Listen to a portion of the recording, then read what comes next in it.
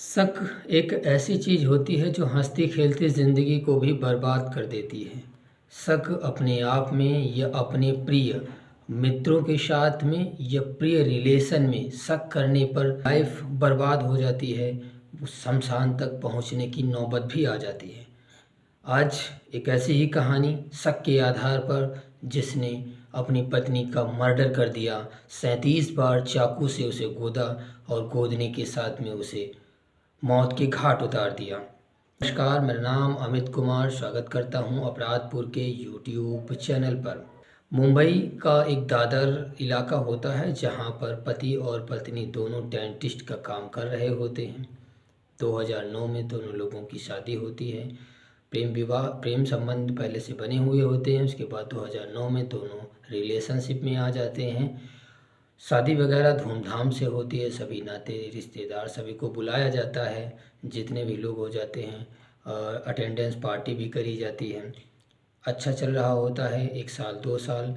तीसरा साल जब आता है तो पति को अपनी पत्नी पर शक होने लगता है, क्योंकि उसे ये लगता है मेरे साथ में रहते हुए किसी दूसरे मर्द के साथ बात करती है, उसके साथ रिलेशनशिप में रहती है। क्योंकि होता क्या है, उमेश बोबले तनुजा बोबले जो उसकी पत्नी होती हैं, दोनों डेंटिस्ट होते हैं, दोनों अपनी क्लिनिक पर काम करते हैं। लेकिन तनुजा बोबले की खूबसूरती कुछ ज़्यादा ही होती है। अच्छे महंगे महंगे इसके शौक़ होते हैं, कपड़े पहनना और महंगी महंगी गाड़ियों से घूमना।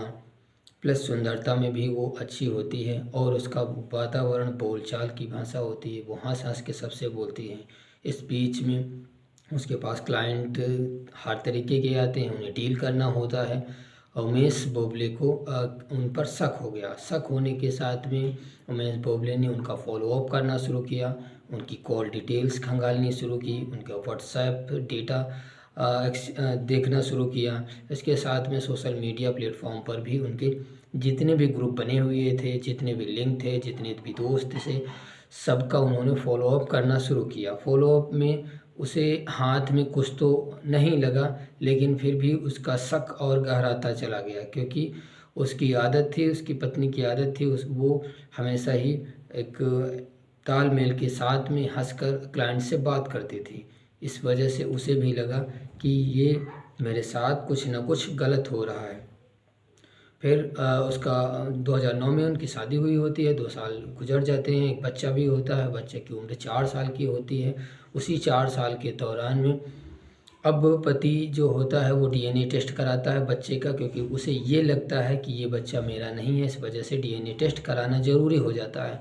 डीएनए टेस्ट के लिए सभी फॉर्मेलिटीज़ पूरी करी जाती हैं और डीएनए टेस्ट सक्सेसफुल भी रहता है। लेकिन जो डिसीजन आता है वह उसकी पत्नी के फेवर में आता है, क्योंकि उसे कुछ तो लग रहा था जिसकी वजह से उसके साथ में कुछ न कुछ गड़बड़ चल रही थी।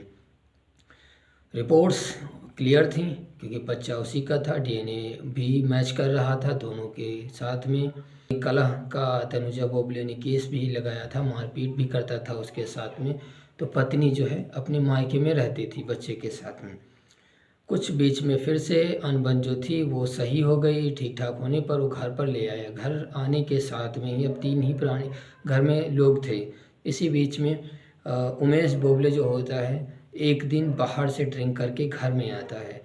उस दिन माहौल कुछ गर्म होता है, उसका मूड भी गर्म होता है, हाथ में वो चाकू भी लिए होता है। ये भी पर डे का रूटीन होता है, वैसे होता है। उसी बीच में उमेश जो होता है वो उस पर अटैक कर देता है और कम से कम 37 से 38 चाकुओं का वार करता है और पत्नी को अपनी बेदम कर देता है। जब तक वो उसकी मौत नहीं हो जाती है तब तक वह चाकू से उसे गोदता रहता है। शरीर के हर अंग में चाकू से वह गोदता है।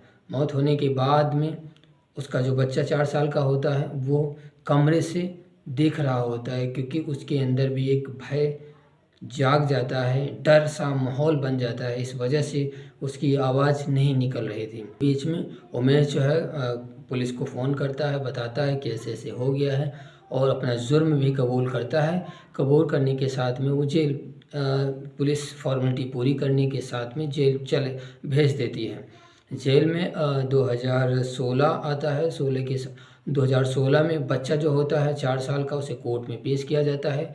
कोर्ट में बच्चा बयान देता है कि पिताजी ने हमें ऐसे ऐसे तरीके से हमारी मम्मी को मारा। इस बीच में उसे जेल हो जाती है 2 जुलाई 2023 में। और पढ़ी लिखी समाज होते हुए भी ऐसी कदम उठाने वाले उमेश बोबले को तो कोर्ट जेल भेज देती है, कारावास दे देती है। लेकिन क्या हमारे समाज में ऐसे भी लोग रहते हैं जो सिर्फ दिमाग से ही पढ़े होते हैं, लेकिन उनका आसपास के वातावरण से कोई वास्ता नहीं होता है, क्या सही है क्या गलत है उसका भी डिसीजन नहीं निकाल पाते हैं। इस बेस पे अगर देखा जाए तो कितने भी ऐसे होंगे जो शक के आधार पर कितनों का घर टूटता होगा, कितनों की हत्याएं होती होंगी, और कितने लोग ऐसे होंगे जो कभी ना कभी इस चीज़ को झेल रहे होंगे या झेले होंगे। आशा करता हूँ आज की ये कहानी आपको पसंद आई होगी। कमेंट बॉक्स में हमें आकर बताएं कहानी कैसी लगी, और इस वीडियो को आप कहाँ से देख रहे हैं ज़रूर बताएं। जय हिंद, वंदे मातरम, इंकलाब।